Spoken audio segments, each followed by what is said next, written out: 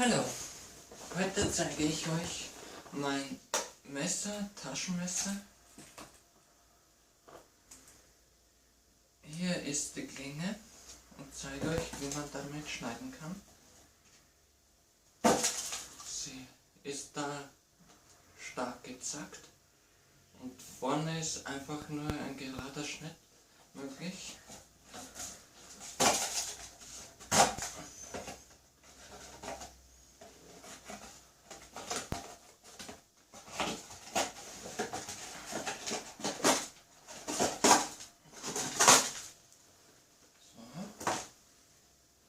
Auf der anderen Seite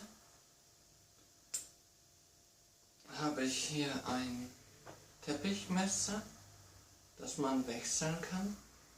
Hier kann man zu- und aufschrauben. Auch damit kann man für immer schneiden.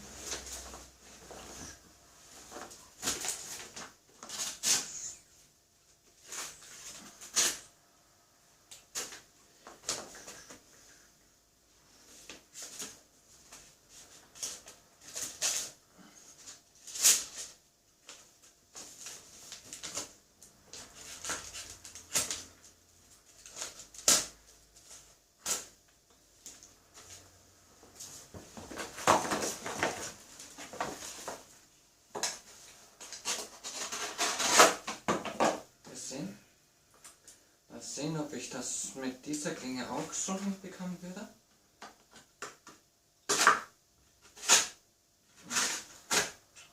Nein, nicht so sauber, aber es ist möglich.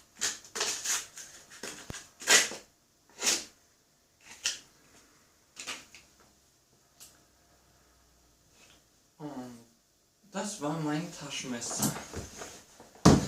Dann bis zum nächsten Mal.